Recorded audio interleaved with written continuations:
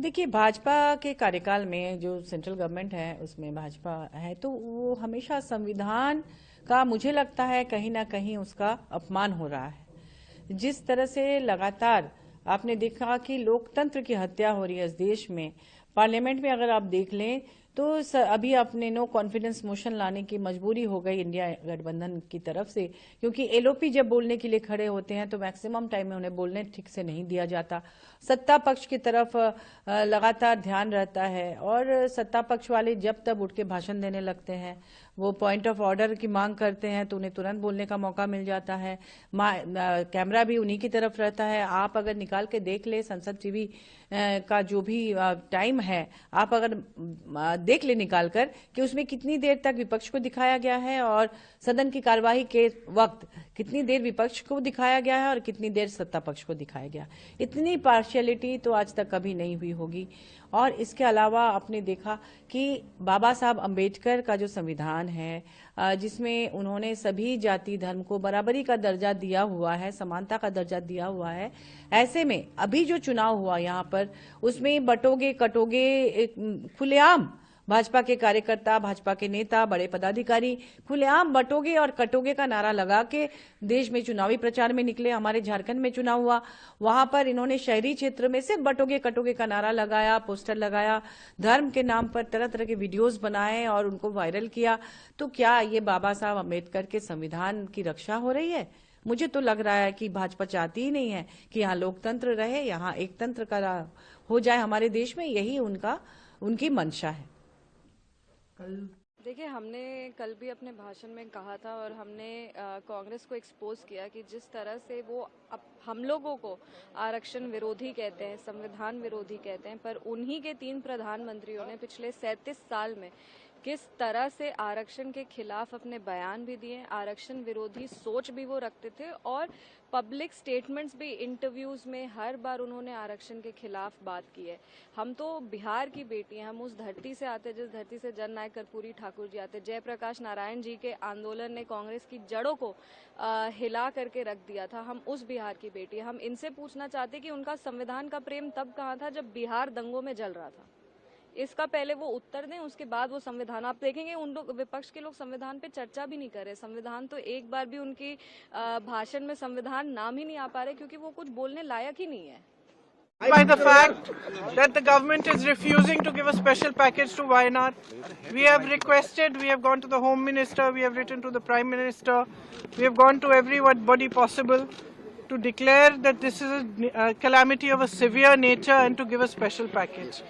Now, similar large-scale destruction took place in Himachal Pradesh, and the Congress government is in government there, as you know. They have been demanding for the longest time that the center helps and gives the assistance that's required for those victims. Here in Wayanad, the whole country has seen the devastation and the pain and the suffering of people. And yet, just because of politics, in both cases, the central government is refusing to do what is due to the victims. It is their due. They are citizens of India. There should be no discrimination at times of natural disasters, at times of pain, at times of suffering of any kind.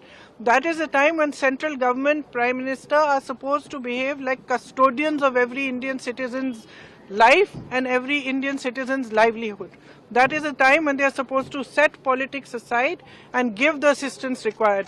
We are actually deeply disappointed because we expected that at least highlighting this issue, going to them, explaining the kind of pain and suffering which frankly they themselves have seen. Prime Minister himself has seen. He has met those victims. So we thought that at least out of humanity and compassion, what is due to the victims of Wayanad, of the tragedy that happened there, should be given to them. And frankly, we are still hoping that the government will have some compassion, some humanity, and will do what needs to be done, because this is a matter which is above politics. Ma'am, पिछले हफ्ते आप अमित शाह से मिली थी, गृह मंत्री से, क्या उसमें कोई कार्रवाई नहीं हुई इसी मामले को लेकर? नहीं, उन्होंने जवाब दिया। उस जवाब में ये लिखा था, मतलब कि कितना खर्चा सरकार ने किया है, नहीं किया है। उसमें जैसे एयरफोर्स के जहाज गए, उसका, उनकी पेट्रोल का खर्चा। अब ये सब तो देखिए, that they have asked to return back that the money has spent for Air Force written a letter to the Chief Minister and government. कि लौटा दो इसको। Even for the security arrangements which we did for the Prime Minister, the Kerala has to pay for that. The Kerala is united and we are one. There is no politics here. We want justice. We are contributing to the national exchequer. We want our right. That's our कितनी demand. राशि का राहत package देना चाहिए केंद्र सरकार कितना को? डिमांड कर रहे हैं आप लोग, कितना डिमांड कर रहे हैं आप लोग? डिमांड की बात नहीं है, हम कह रहे हैं कि जो राशि देनी चाहिए वो दीजिए। जो पूरा जो कैलकुलेशन है, जो वहाँ पे डेवस्टेशन हुआ है, जो नुकसान हुआ है, वो तकरीबन 2000 करोड़ का नुकसान है। लेकिन वो सरकार पे के ऊपर निर्भर है कि कितना करना चाहती है, लेकिन कुछ तो करिए, कुछ तो करिए। प्रियंका जी, एक देश एक चुनाव का जो है वो कैबिनेट से पास ये वायनाड पे प्रोटेस्ट है। No, it's a very unfortunate incident that two people had actually lost their lives in the stampede that had occurred on the release of his movie Pushpa. And it was a great success, the movie, but here it's a very untoward, unfortunate incident that had transpired.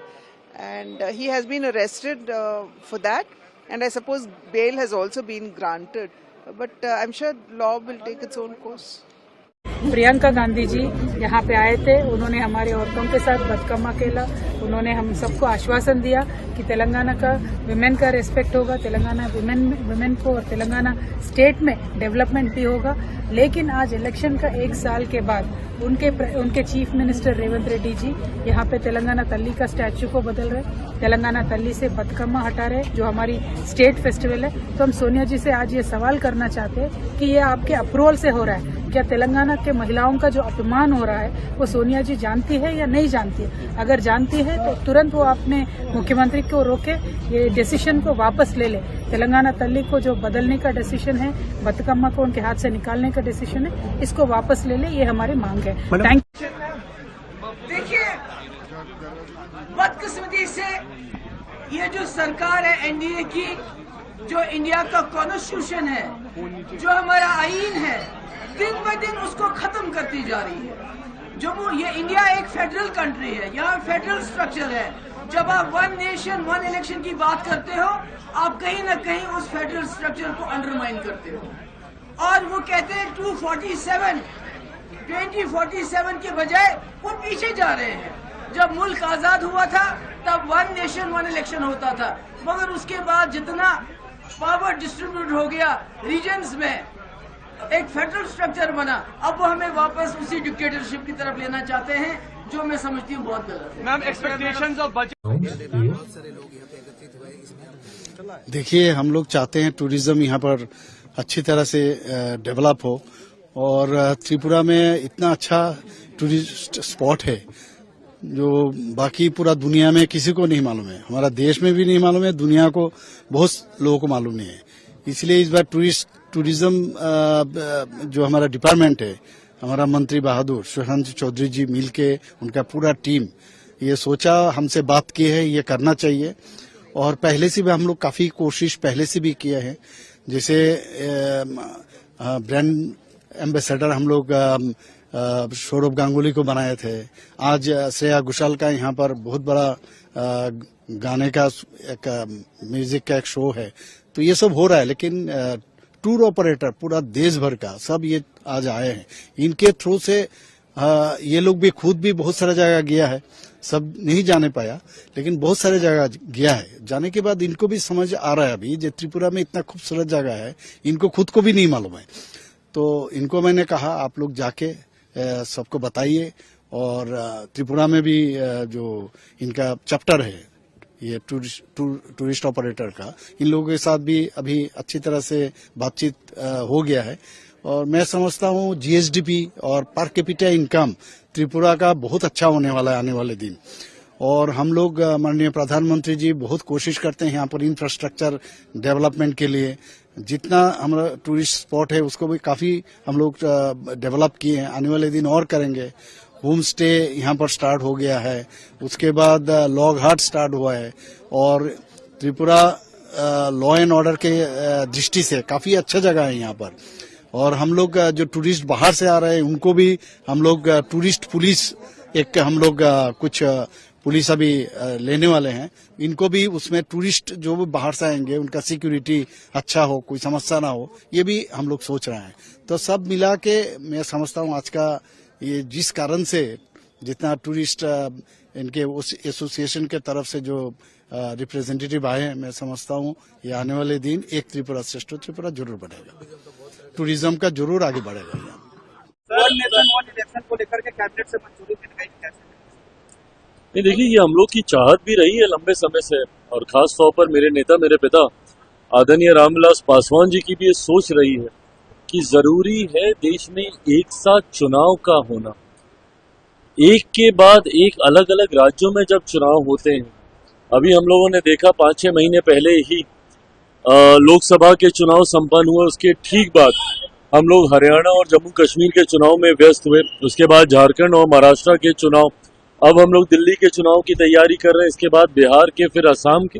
तो हर दूसरे तीसरे महीने जिस तरीके से देश के किसी ना किसी राज्य में चुनाव होते हैं, वो न सिर्फ आर्थिक बोझ देश के ऊपर डालने का काम करते हैं, बल्कि जिस तरीके से मशीनरी के डिप्लॉयमेंट को भी लेकर बार बार सेना एक जगह से दूसरी जगह उसका डिप्लॉयमेंट को लेकर भी एक व्यवस्था तैयार करने की जरूरत पड़ती है, इसमें भी समय बहुत ज्यादा बर्बाद होता है। ऐसे में और जब आचार संहिता लगती है, मॉरल कोड ऑफ कंडक्ट, तो जितने भी विकास के कार्य हैं उसको कहीं ना कहीं उसकी गति रुकती है। ऐसे में देश में एक ही बार चुनाव हो और वो 5 साल तक वो व्यवस्था सुचारू रूप से चलती रहे, सरकारें सिर्फ और सिर्फ देश के विकास और आर्थिक सुधार की दृष्टि से कार्य करें, इसके लिए जरूरी है कि एक ही साथ देश में चुनाव हो।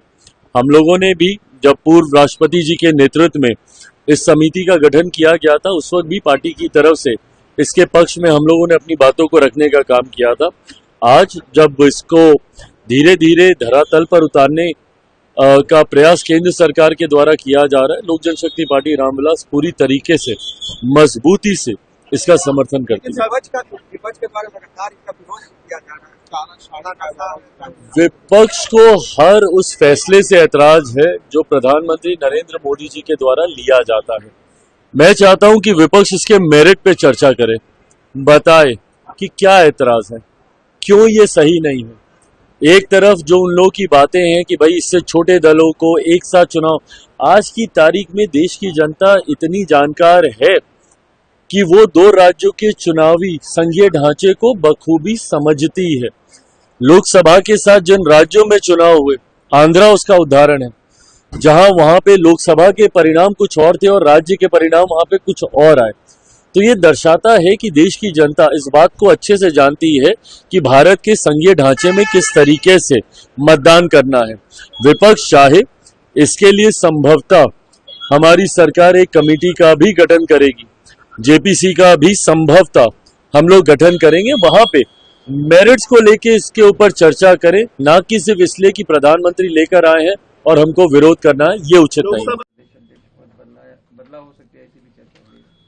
मैंने कोई रिजाइन नहीं दिया है, हमारे पार्टी की एक सिस्टम है, वो सिस्टम में हमारी पार्टी काम करती है और वो हाईकमांड उस पर डिसीजन लेगी।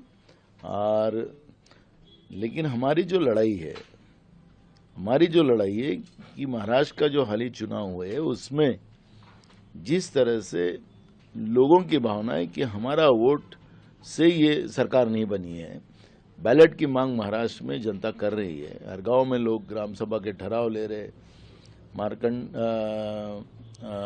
मार्कंडवाड़ी जो है उसका एक अलग उन लोगों ने पूरे देश में नहीं तो दुनिया में वो एक बड़ा मैसेज दिया है। तो ये सरकार जनता के वोटों से नहीं आई, ये सरकार मशीन से आई, ये सिद्ध हुआ है। परभनी में जो इन लोगों ने कांड किया है, दलितों के ऊपर जिस तरह से अत्याचार वहाँ पे किया है, डॉक्टर बाबा साहब अम्बेडकर के प्रतिमा की विटंबना, उनके संविधान की विटंबना करने वाले को पकड़ने की जगह जो लोग मांग कर रहे थे उन्हीं को लोहे की राड़ों से मारा गया। उनको आज हॉस्पिटल में कई लोग एडमिट है, पुलिस का पूरा बंदोबस्त लगाया गया। क्या राज्य में तानाशाह की सरकार आई है? ये तानाशाह चल रही है, लोगों की भावनाओं की कदर न करते हुए लोगों को ही मारने का काम ये सरकारें कर रही है। तो इसका मतलब ये है कि सरकार को, ये सरकार जो जनता महाराष्ट्र की कहती है कि हमारे वोटों से नहीं आई, ये मशीन के माध्यम से आई है, ईवीएम मशीन के माध्यम से, ये बात अब वो सच की ओर जा रही है और इसका विरोध हम करेंगे। हम विधानसभा का अधिवेशन जब चलेगा अभी परसों से, तो ये परवानी का इशू उस पर हम लाके खड़ा करेंगे। चेकिंग के दौरान दीपक क्षेत्र में भ्रमण किया गया, तो उसी दौरान पाया गया कि यहाँ कुछ व्यक्तियों द्वारा घरों को बनाकर मंदिर को बीच में दबा लिया गया है। यह पाने पर यहाँ पर आकर देखा गया और साथ ही दरवाजा खोला गया तो पाया गया कि धूल धूसरित यह मंदिर है और इसको बोरों से ढक दिया गया है। इसकी सफाई की गई और जिन्होंने यह अतिक्रमण किया है यह जानकारी करते हुए कार्रवाई की जाएगी। सर, किन किन की प्रतिमाएं यहाँ पर मिली है?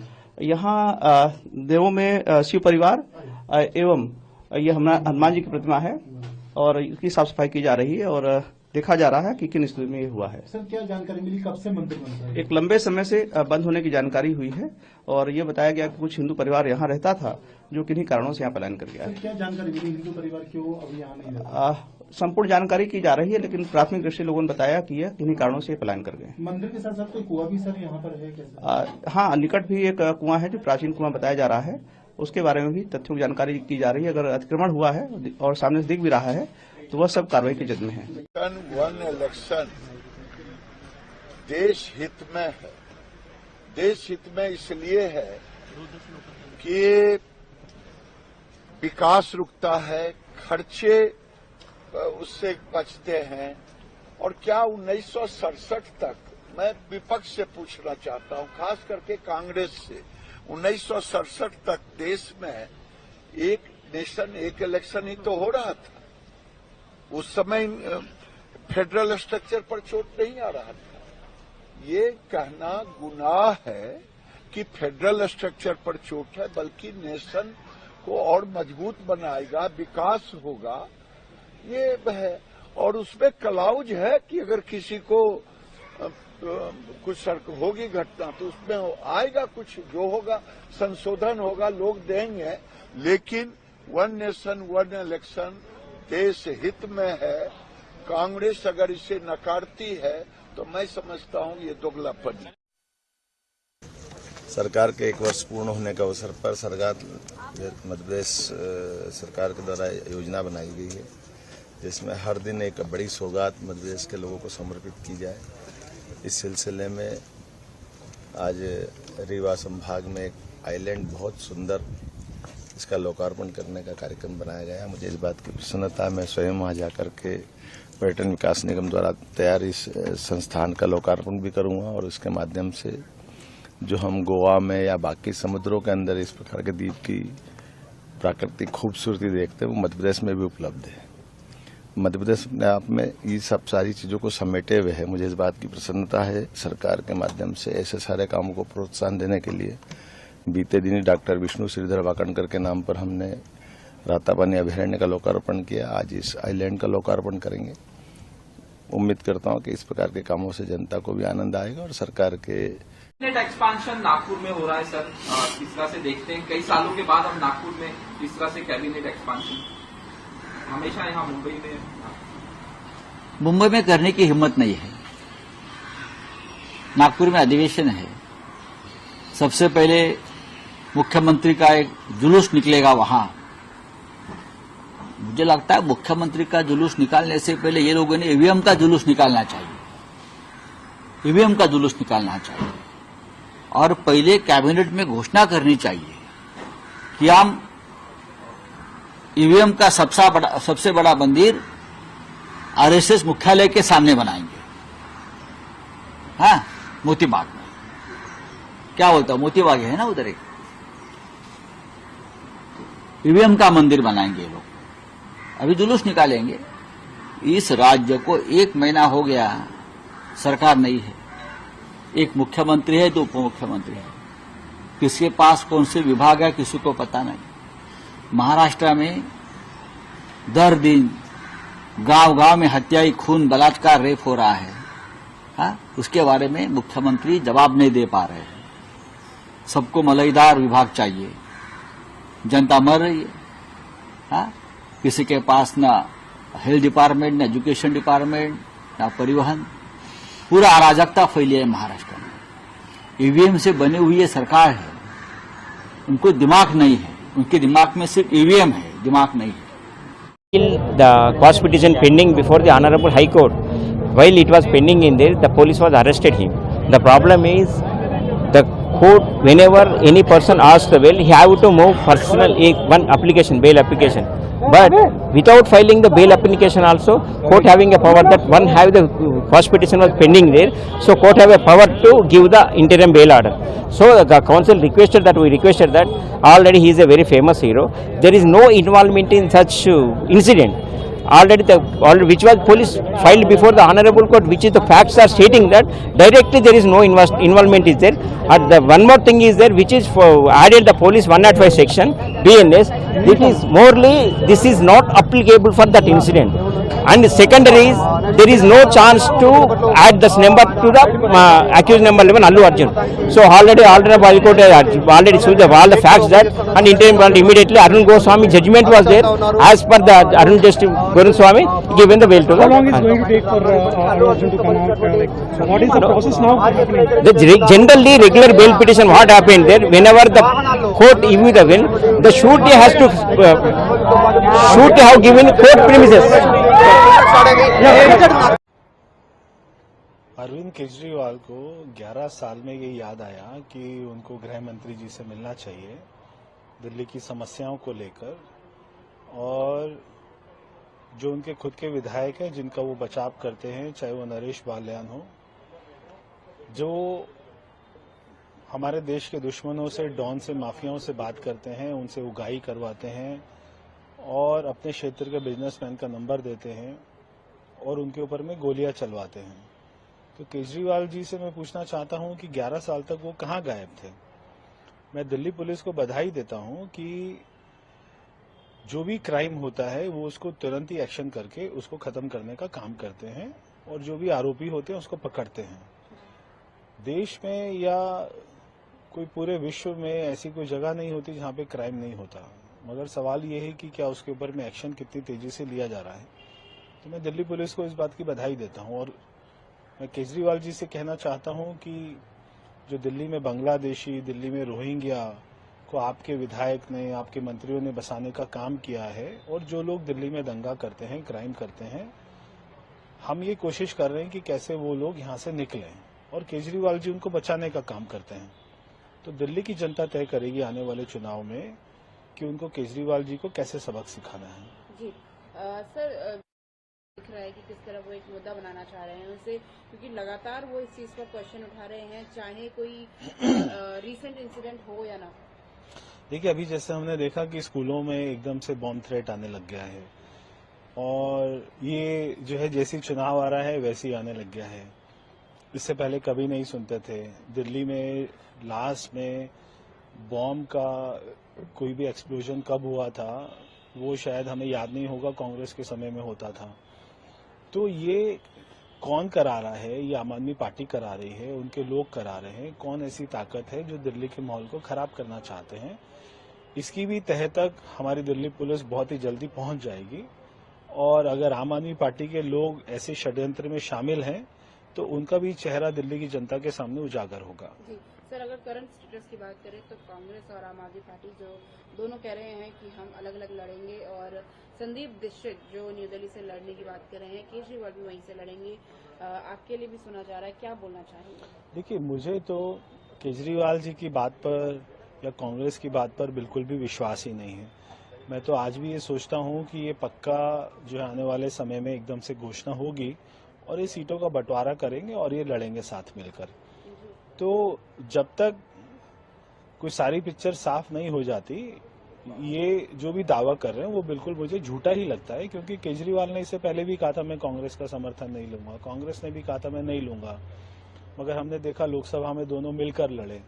तो ये क्या बोलते हैं और क्या करते हैं, ये आने वाला समय बताएगा। जी सर, बाकी सुनने में ये भी आ रहा है कि आपको भी पार्टी की तरफ से बोला गया कि आप न्यू दिल्ली से तैयारी कीजिए, हो सकता है आपको वहाँ से लड़ाया जाए। नहीं, हो नहीं सकता। मैं यहाँ से तैयारी कर रहा हूँ और सभी कार्यकर्ताओं का साथ मिल रहा है। हमारी ऑफिशियल लिस्ट आना बाकी है और हम अपना निश्चित ही नई दिल्ली विधानसभा में चुनाव जीतेंगे, क्योंकि यहाँ पर मैं यहाँ के लोगों से पूछ रहा हूँ कि केजरीवाल 11 साल से मुख्यमंत्री था इसी विधानसभा से, ऐसे कोई 11 काम बता दीजिए तो कोई एक भी काम नहीं बता पाता। इसलिए लोगों ने अभी ठान लिया है कि वो केजरीवाल को मुंहतोड़ जवाब देंगे। आखिरी सवाल, दोनों कैंडिडेट को आप कैसे देखते हैं अपने अगेंस्ट में? दिल्ली से आम आदमी पार्टी से केजरीवाल भी वहीं से लड़ने के लिए कह रहे हैं और कांग्रेस से संदीप पाशवान। देखिए, मैं अपना चुनाव बहुत अच्छे से लड़ूंगा, कार्यकर्ताओं के साथ मिलकर लड़ूंगा, लोगों की जो भी समस्या होगी उसके लिए ईमानदारी से 100% काम करूंगा, उनकी सारी समस्याओं को हल कराने के लिए जल्दी से जल्दी कोशिश करूंगा। मेरा अभी फोकस इसी पर है। ये बहुत ही महत्वपूर्ण घोषणा है और जो हम पूरे बिहार जो हर जिले जा रहे हैं, अपने वर्करों से मिल रहे हैं, बूथ स्तर के या पंचायत स्तर के या ब्लॉक लेवल के, जिला के, तो ये जो फीडबैक जो हम लोगों को मिल रहा है, सबसे बड़ी समस्या बेरोजगारी, महंगाई और गरीबी है। और इसके तहत हम लोग सब लोग जो है एहसास किए कि कई माताएं बहनें जो हैं अपने मन को मार के रहती हैं और उनका जब तक महिलाओं का साथ ना मिले तब तक कोई लक्ष्य की प्राप्ति नहीं हो सकती। तो आज उन्हीं लोगों के आशीर्वाद से, माताएं बहनों के आशीर्वाद से हमें बड़ी खुशी हुई माई बहन मान योजना की शुरुआत करने का। इस योजना में अगर हमारी सरकार बनेगी तो 1 महीने के भीतर जो है लागू कर दिया जाएगा और सीधे खाते में 2500 रुपये माताएं बहनों के जाएगा। तो ये आर्थिक न्याय लोगों के साथ हम लोग करें। महंगाई की जो मार जो भाजपा सरकार की माताएं बहनें जो झेल रही हैं उसमें हम लोग सहयोग करें। तो ये काम हम लोग करने जा रहे हैं। कई लोग ये कहते हैं कि तेजस्वी मेरी समझ के परे है कि ये उस पार्टी के नेता हैं जिनकी पार्टी अधिकांश समय आजादी के बाद सत्ता में रही। आज ये सारी बातें कर रहे हैं, आज ये सारे वादे कर रहे हैं, तो आप कर क्या रहे थे इतने साल से? लगभग लगातार निरंतरता में कई दशकों तक इन्हीं के नेतृत्व वाली सरकार भारत में रही। एक लंबे समय तक लगभग 6 दशक के आसपास इन्हीं के नेतृत्व वाली इनकी अपनी सरकार हो, गठबंधन की सरकारें हो, वो सत्ता में रही। और आज आकर ये लोग इस तरीके की बातें, इस तरीके के वादे करते हैं, तो इनकी मानसिकता दर्शाता है कि जब सत्ता में होते हैं तब ये लोग नहीं करना चाहते। भाई इतना ही था तो क्यों नहीं करवा लिए थे आप? आज से 10 साल पहले तक भी तो आप ही की सरकार थी, मनमोहन सिंह जी की सरकार थी। उस वक्त आप करा लेते जातीय जनगणना, उस वक्त आप इस दायरे को बढ़ाने की बात कर लेते, उस वक्त ये निर्णय ले लेते। विपक्ष में जाकर इनकी भाषा बदल जाती है। सत्ता में रहकर सत्ता के सुख को भोगने के अलावा इन लोगों ने, इनके परिवार ने, इनकी पार्टी ने कभी कुछ नहीं किया।